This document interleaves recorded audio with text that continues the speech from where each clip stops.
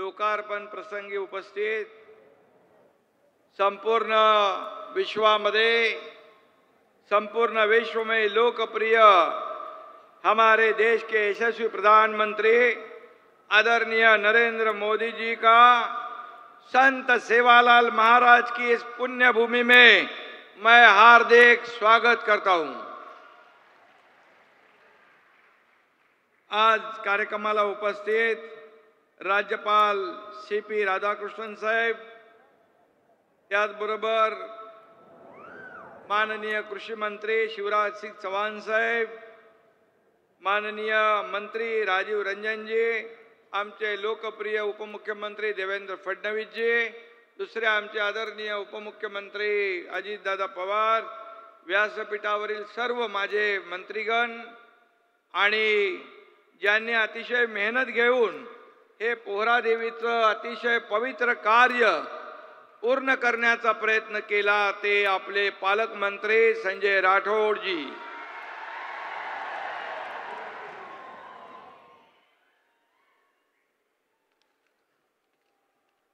वेगो नंगारो चालो पोहरा, वेगो नंगारा चालो पोहरा असा आवाज देतात गावागावातून आणि तांड्यातून लोक निघाले आणि ती इथे बंजारा समाज पूर्ण या ठिकाणी एकत्र आलाय। मी बंजारा समाजाला मनापासून धन्यवाद देतो, आपलं स्वागत करतो आणि इकडे महंत सगळे बसलेत, त्या महंतांना देखील वंदन करतो, आपलंही मनापासून स्वागत करतो। बंजारा सामाजिक सांस्कृतिक विरासत असलेल्या नंगारा म्युझियमचं लोकार्पण आज आदरणीय प्रधानमंत्री नरेंद्र मोदीजी यांच्या शुभ हस्ते झालेला आहे। हा क्षण, हा ऐतिहासिक दिवस आहे, हा सुवर्णाक्षराने लिहून ठेवावा असा दिवस आहे, कारण हा आपल्यासाठी आनंदाचा आणि अभिमानाचा दिवस आहे।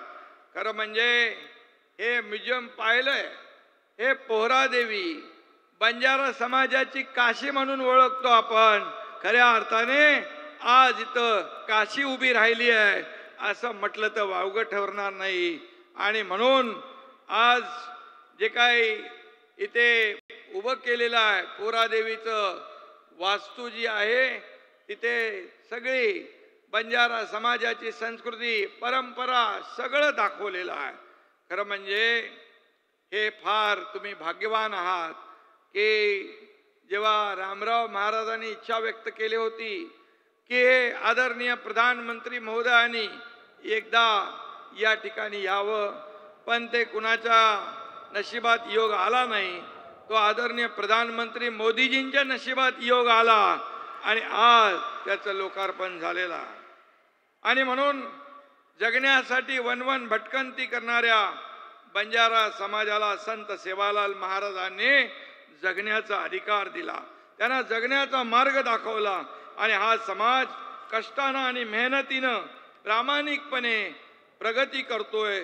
पण या समाजाने आपली भाषा, आपली संस्कृती, आपली वेशभूषा जीवा पलीकडे आजही सांभाळलेली आहे आणि म्हणून तुम्हाला पुन्हा एकदा धन्यवाद देतो। या समाजाचा इतिहास जपण्याचं काम आपल्याला करायचं आहे। वाडी वस्तीनं साई वेश, किडी मुंगीनं साई वेश, म्हणजे या ठिकाणी वाडी वस्ती अगदी किडी मुंगीचंही रक्षण करा, जंगल आणि पर्यावरणाचं रक्षण करा, कुठलाही भेदभाव करू नका, माणुसकीवर प्रेम करा, सर्वांना सोबत घेऊन प्रगती करा असा संदेश संत सेवालाल महाराजांनी आपल्याला दिलेला आहे। आणि म्हणून सबका साथ सबका विकास हे ब्रीद घेऊन चालणारे आदरणीय मोदीजींनी सेवालाल महाराजांचं तत्व स्वीकारलेलं आहे। दुनिया के सबसे ताकतवर कहे जाने वाले अमेरिका का दिग्विजयी सफल दौरा कर मोदी जी गत सप्ताह भारत लौट आए हैं। मुझे और हम सबको गर्व है, अमेरिका के राष्ट्राध्यक्ष हो, ऑस्ट्रेलिया, जापान के प्रधानमंत्री जिस तरह हमारे प्रधानमंत्री जी से मिल रहे थे, उससे यह देखकर स्पष्ट हो गया है कि अब भारत को महाशक्ति बनने से कोई नहीं रोक सकता है। जो बाइडेन और मोदी जी, इनकी बॉन्डिंग पूरी विश्व ने देखी है। इससे पता चलता है कि विश्व में हमारे देश और मोदी जी का प्रभाव कितना बड़ा है, और इसलिए हमारे देश आगे बढ़ रहा है। इसका हमें गर्व है, हमें फख्र है, हमें अभिमान है। मोदी जी, आप देश के गौरव के साथ मान सम्मान और देश की शान भी हो। 140 करोड़ जनता को आप पर गर्व है। यन से नरेंद्र और एम से मोदी होता है, लेकिन मैं कहता हूं यन से नेशन और एम से मिशन। और नेशनल डेवलपमेंट के मिशन पर हमारे मोदी जी है, इसका भी हमें अभिमान है। मोदीजींच्या प्रेरणेने, त्यांच्या आशीर्वादाने गेल्या 2 वर्षात राज्याच्या विकासाला स्पीड आलाय, गती आली आहे। डबल इंजिन सरकारचं काम विकासाच्या बुलेटच्या वेगाने पुढे जात आहे। ऐतिहासिक कल्याणकारी योजनांनी राज्यातील जनतेच्या चेहऱ्यावर आनंद आणि सुख समाधान या ठिकाणी देण्याचं काम करतोय। मुख्यमंत्री माझी लाडकी बहीण योजना, माझ्या लाडक्या बहिणी पण आहेत, लाडके भाऊ पण आहेत। लाडकी बहन योजना सुपरहिट ठरलेली है। शिवराज सिंह चौहान जी यहाँ पर है। 2 करोड़ से ज्यादा हमारे बहनों के खाते में 3 हफ्ते चले जा रहे हैं, 4,500 रुपए।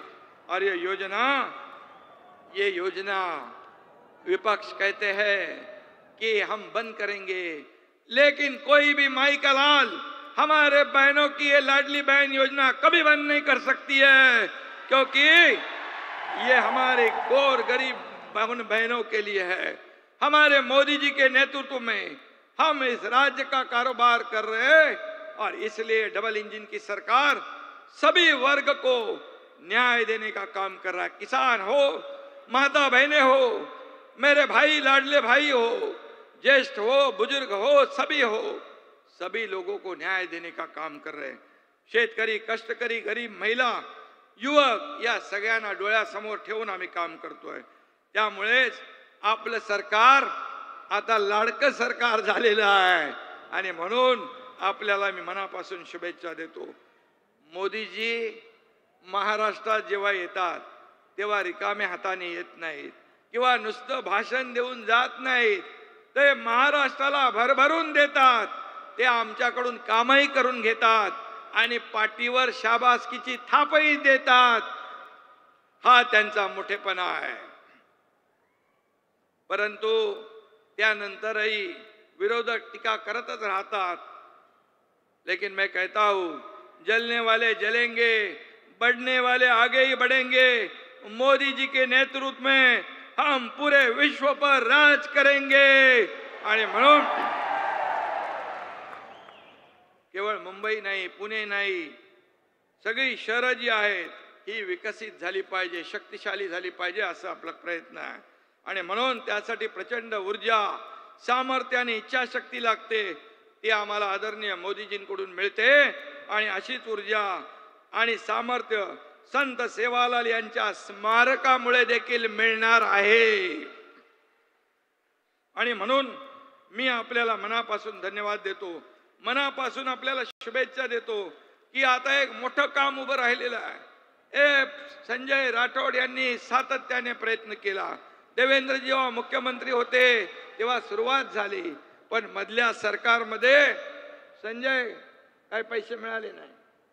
पण आपलं सरकार आल्यानंतर 700 कोटी रुपये या आपल्या प्रकल्पाला आपण दिले, हे देखील मी या ठिकाणी सांगू इच्छितोय।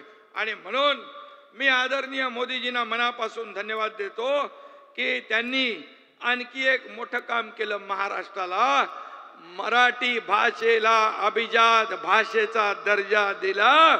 खरं म्हणजे हे देखील मोठा इतिहास आहे। गेल्या अनेक वर्ष अनेक लोकांना संधी असताना देखील या मराठी भाषेला मान सन्मान गौरव करण्याचा योग त्यांना मिळाला नाही। पण त्यालाही योगायोग लागतो.